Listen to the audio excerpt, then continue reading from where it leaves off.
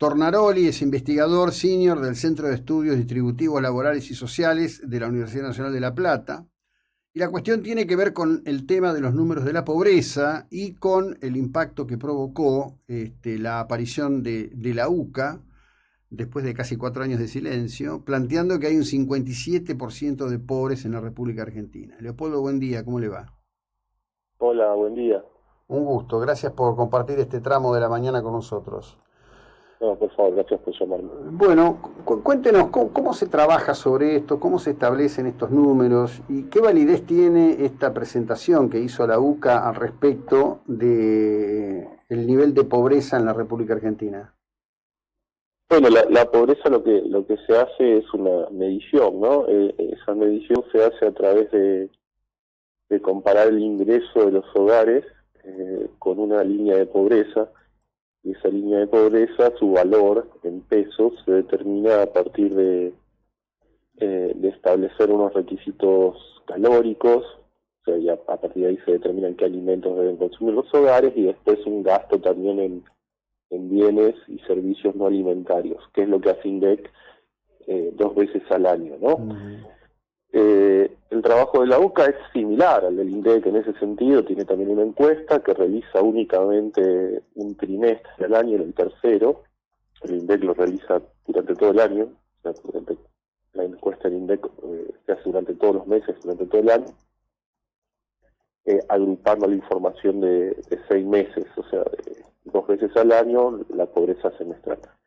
En el caso del último, o ese número que mencionás, que generó tanto ruido y tanta polémica, la UCA en realidad no es una medición, no es la comparación de los datos que salen de una encuesta con la línea de pobreza, sino que es una simulación o una proyección, que lo que tratan de hacer es predecir de algún modo cuánto habría sido la pobreza en el mes de enero. Y la UCA no tiene una encuesta del mes de enero con el cual comparar las líneas de pobreza. Entonces lo que hace es tomar esa encuesta única que hacen, que mencioné antes, en el tercer trimestre de cada año, y bajo una serie de supuestos, como por ejemplo el ingreso habría aumentado esto, esta cantidad, con el desempleo habría ocurrido esto, hacer una proyección del número de pobreza.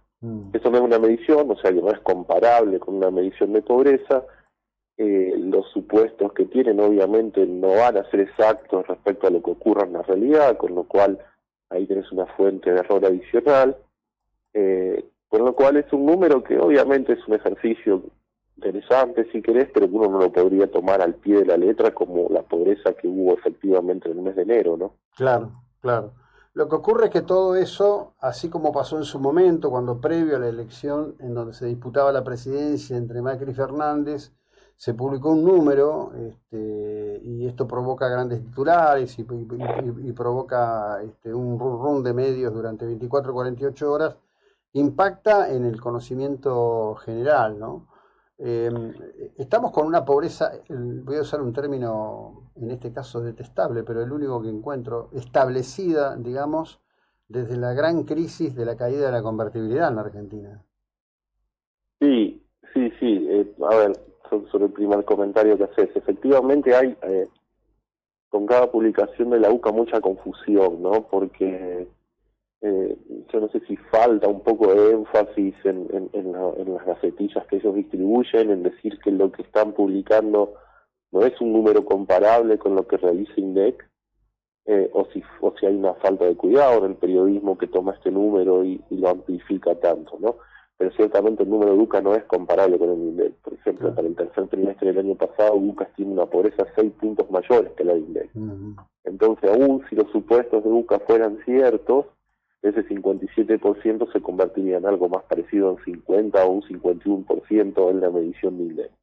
Eso por un lado. Por el otro, efectivamente, Argentina tiene un problema, bueno, de que no ha sido capaz de lograr una reducción consistente y sostenible en la tasa de pobreza. Luego de la salida de la convertibilidad, obviamente los años posteriores, Argentina logró reducir la tasa de pobreza, recuperándose o rebotando un poco esa crisis, y después con algo de crecimiento económico hasta 2011, pero desde 2011 hasta la fecha, que serían 3 periodos presidenciales completos, más lo que va de este. En Argentina la pobreza no ha logrado entrar en un patrón de reducción, sino todo lo contrario, ha estado subiendo. Y eso se explica porque el Producto Bruto también, que es uno de los factores principales en la determinación de la tasa de la pobreza, ha estado cayendo. Hoy Argentina tiene un Producto Bruto Interno, un ingreso de los hogares 10% u 11% menor que el que tenía hace 13 años atrás, en 2011, ¿no? Lo cual es un fenómeno que está ocurriendo en muy pocos países del mundo. No vas a encontrar demasiados países que sean hoy más pobres, tanto en el porcentaje de pobres como en el ingreso, el Producto Bruto, que lo que eran hace 13 años atrás, ¿no? Sí, claro, bueno, pero esto es parte de lo que hoy trae al debate presente, ¿no? De cómo salir de este estadio de las cosas. Es decir, hemos tenido un hipercrecimiento de todo tipo de estructuras estaduales en nombre de sacarnos de la pobreza, y lo que tenemos es una pobreza completamente estructuralizada, ¿no? Sí, se han ido profundizando problemas que quizás en 2011 eran problemas menores y relativamente fácil de solucionar, pero se patearon para adelante muchas veces por no tener la valentía de resolverlos, porque a veces resolver problemas es antipático, ¿no? Y eso se han ido profundizando y han contribuido definitivamente a que aumente la cantidad de pobres crónicos o estructurales, como le quieras decir, algo que quizás estaba más cerca de un 5% o un 10% hace 15 años atrás, hoy está más cerca de un 25 o 30%. Con esto lo que te quiero decir es que si aún el país retomara un periodo de crecimiento, la pobreza caería rápido, pero se encontraría con esa barrera, con el 25 o 30%, que no sería fácil de superar. De hecho, el 25% Argentina no lo superó en los últimos 30 años, no fue capaz de perforar ese piso de pobreza en los últimos 30 años. Un ejemplo de lo que te estoy diciendo, de esto de postergar las elecciones, son los subsidios a la energía, ¿no?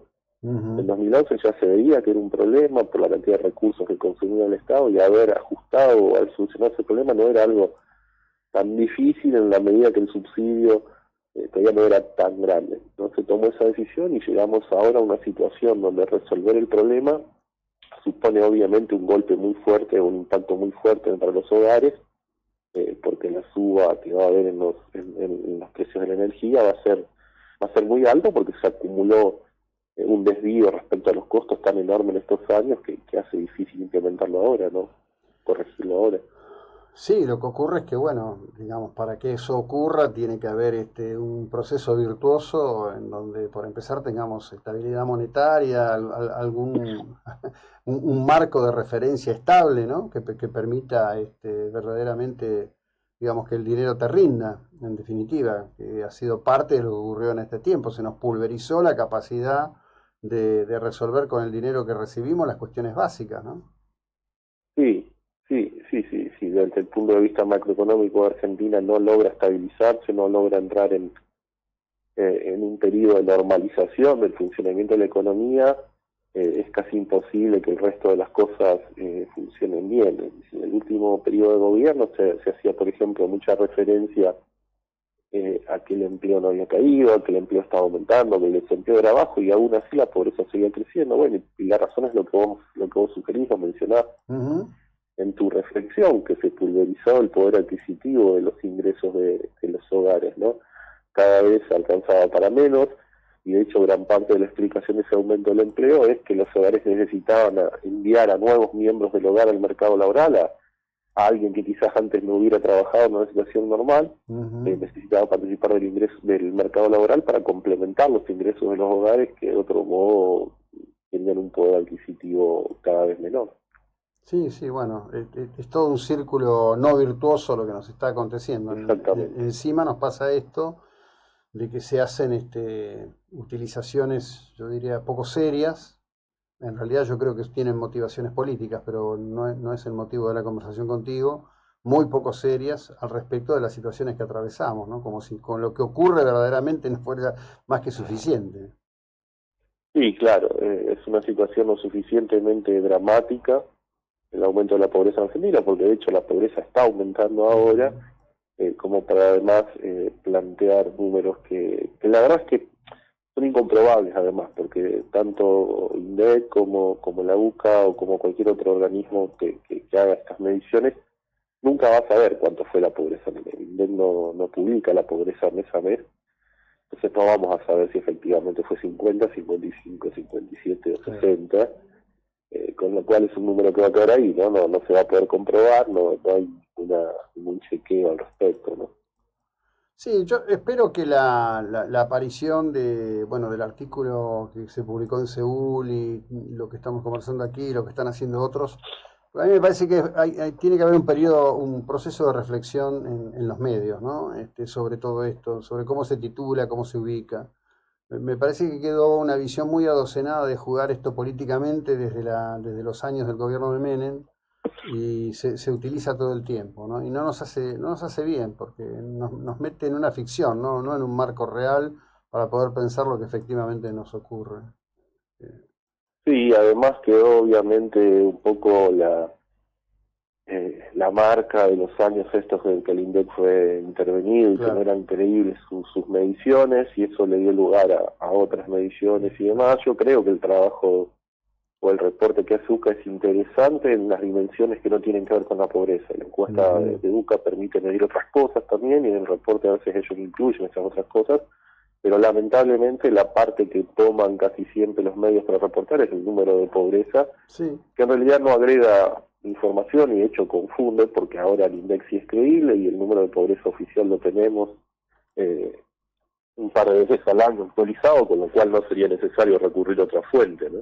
sí, sí, por supuesto que sí. Pero bueno, ¿qué va a ser? Yo creo que son procesos y marcos de reflexión que nos debemos todos en cualquier rol que estemos. Leopoldo, muchas gracias, buena jornada, muy amable. Bueno, muchas gracias por el llamado y que tengan buen día también. Igualmente. Leopoldo Tornaroli, investigador senior de CEDELAS, y esto que es una lectura sobre algo que sí, ahora sí, digamos, corresponde. Es una actitud manifiesta que tiene tanto Agustín Salvia como tiene este esquema